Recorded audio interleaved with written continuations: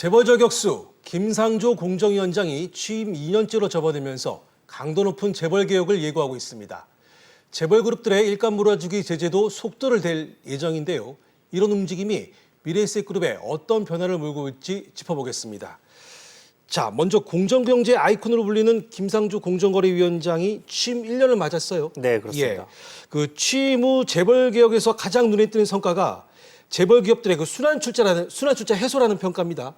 자, 구체적인 성적표 어떻게 평가할 수 있을까요? 네, 우선은 롯데그룹의 이 복잡한 순환 출자 고리를 전면 해소한 사건을 기억하시는 분들이 좀 많으실 것 같습니다. 그렇죠. 네. 이 4대 그룹 중에 가장 오래 걸릴 것이다, 이런 전망이 나올 정도로 굉장히 복잡한 그 순환 출자 고리를 가지고 있었는데 이거를 단번에 끊어냈습니다. 예. 이외에도 공정위에 따르면 지난해 9월 초에 대기업 집단 지정을 할 당시에 10개 집단에 281개의 순환 출자 고리가 있었습니다. 그런데 올해 4월 기준으로는 이게 6개 집단에 41개 고리로 대폭 줄었습니다. 그러니까 김상조 위원장의 지배구조 개편 시도가 성공적으로 자리 잡았다는 평가가 나옵니다. 그렇군요. 그 지난 1년간의 성과도 그렇지만 더 중요한 것은 앞으로 정부가 재벌 개혁의 방점을 어디에 찍을 것이냐가 아닐까 싶습니다. 네. 자, 앞으로의 재벌 개혁 어떤 방향으로 진행이 될 것으로 기대하십니까? 네, 지난달 10일에 김상조 위원장이 이 10대 그룹의 경영진을 다시 불러서 모임을 좀 가졌습니다. 네. 이 자리에서 개혁의 속도 조절론이 등장했는데요. 직접 들어보시죠.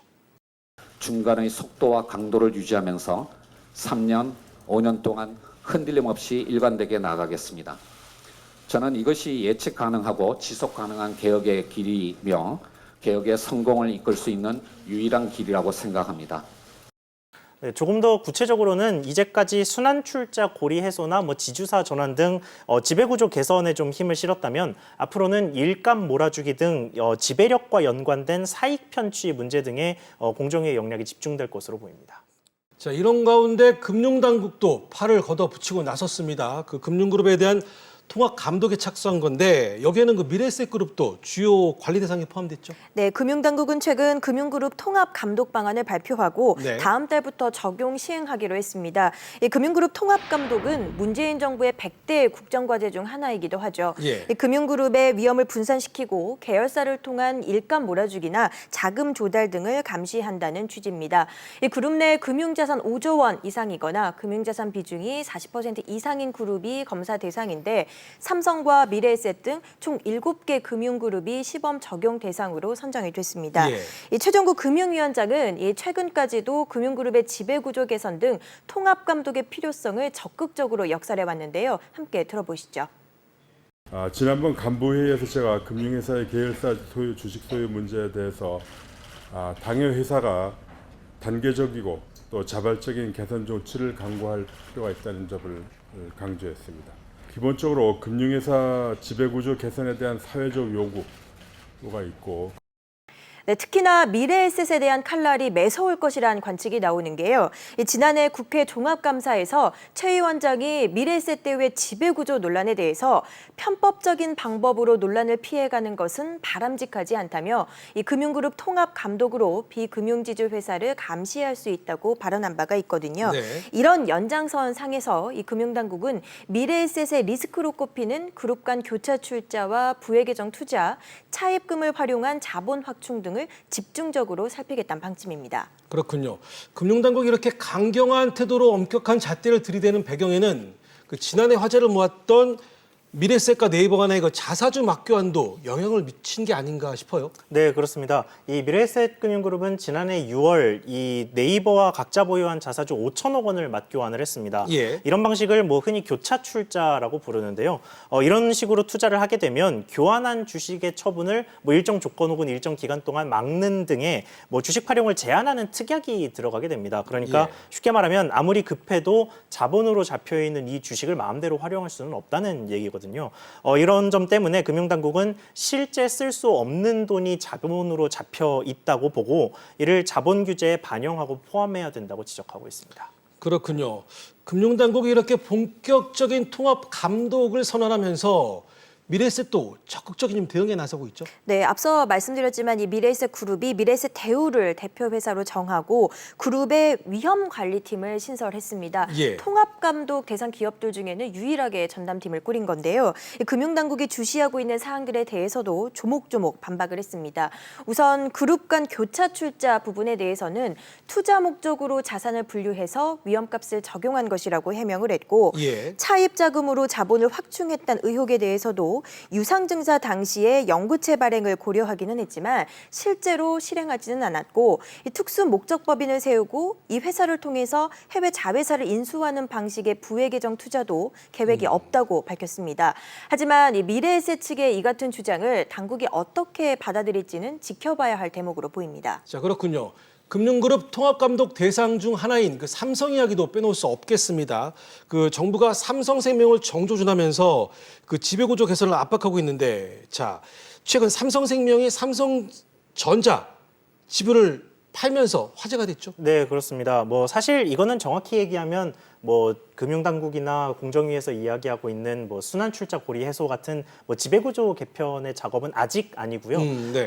흔히 금산분리법으로 알려진 이 금융산업의 구조 개선에 관한 법률을 지키기 위해서입니다. 무슨 예. 말이냐면 이 법은 대기업 집단의 안에 있는 금융계열사가 비금융회사의 지분을 10% 넘게 보유할 경우에는 이 금융위원회 승인을 받도록 하고 있습니다. 그래서 삼성생명과 화재는 지금까지는 삼성전자의 지분을 10% 미만으로 보유를 하고 있는데요. 예. 문제는 삼성전자가 최근 몇 년 동안 자사주를 굉장히 적극적으로 매입하고 소각을 해오고 있었거든요. 그러면 그렇죠. 기존 주주들의 지분율이 올라가는 효과가 있기 때문에 조만간 이 보험사들의 삼성전자 지분율이 10%를 넘기게 될 것이라는 전망이 많았습니다. 이런 점 때문에 삼성생명이 미리 삼성전자의 지분 일부를 팔게 됐습니다. 그렇군요.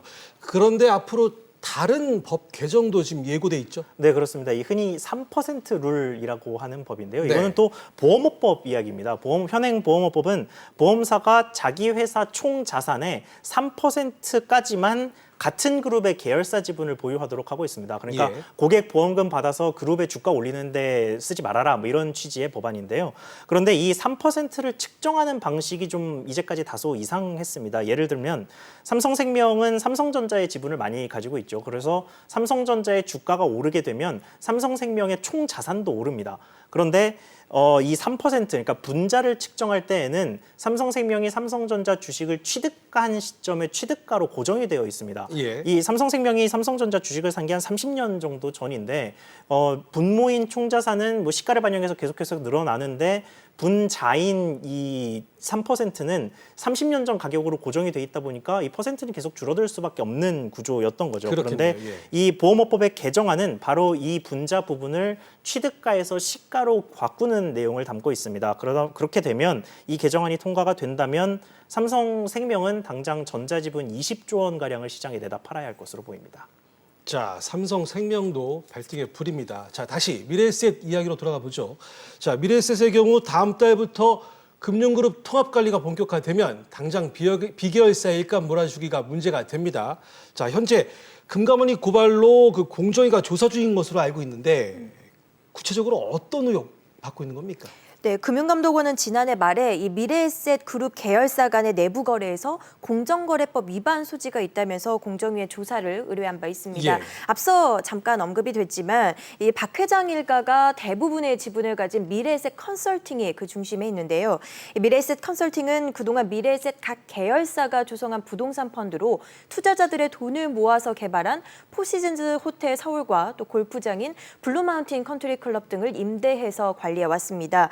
하지만 박 회장 일가 회사라는 점에서 회사 이익 편취 논란과 함께 사실상 미래에셋 계열사들이 부동산 임대 관리 수익을 미래에셋 컨설팅에 몰아줬다는 의혹이 제기되고 있는 건데요. 실제 강원도 홍천의 이 골프장은 계열사 법인카드 사용으로 엄청난 수익을 냈고 미래에셋 컨설팅이 100% 지분을 보유한 펀드도 큰 성과를 올리면서 이런 의혹은 더욱 증폭되는 모습입니다. 예. 공정위는 매출액의 대부분이 미래에셋 계열사를 통해서 발생을 했고 가격 산정 등의 특혜가 있었다면 일감 몰아주기로 처벌할 수 있다는 입장인데요. 실제 해당 거래들이 다른 거래들과 비교했을 때 유리한 조건이었는지를 집중적으로 살피고 있습니다. 그렇군요. 자, 여담이지만 저 홍천에 있는 골프장은 직원들이 영업 때문에 어쩔 수 없이 이용하기는 하는데 너무 멀다 보니 초청을 받는 상대방은 물론이고 직원들조차도 가기 싫어한다고 합니다. 네, 홍천이 네. 멀기는 멀죠. 네, 그렇습니다. 자, 하반기부터 도입되는 그 금융그룹 통합관리 제도가 시행되면 그 미래에셋을 향한 지주사 전환 압박은 훨씬 커질 겁니다. 그렇다면 지금처럼 버티기가 쉽지 않을 텐데, 네. 자, 이런 압박 속에서 미래에셋의 향후 행보 어떻게 예상할 수 있을까요? 네, 박현주 회장이 공식 석상에서 언급한 적은 별로 없기는 합니다만 예. 박 회장은 미래에셋을 한국판 골드만삭스로 키우겠다는 소위 야심을 가지고 있다는 평가가 많습니다. 예. 그러니까 전 세계의 투자망을 가지고 있는 이 글로벌 투자 은행을 만들겠다는 건데요. 박 회장의 이 같은 야심에 꼭 필요한 게 풍부한 자금 조달력입니다. 그렇죠. 최현만 미래에셋 금융그룹 수석 부회장도 지난해 말에 글로벌 투자은행으로 나아가기 위해 자기 자본 20조 원을 쌓겠다고 공언을 한 바 있는데요. 앞서 말씀드렸지만 이런 자금 조달을 위해서는 어음 발행 업무를 승인받는 작업이 반드시 필요합니다. 때문에 결국은 이 승인을 받기 위해 국내 법인은 지주회사 체계로 전환하는 대신에 국내에서는 추가 계열사를 쌓는 등의 사업 확장을 다소 줄이고 대신 해외에서 더 활발한 합작법인의 설립이나 아니면 투자 활동을 벌이지 않겠느냐는 의견이 많습니다. 네.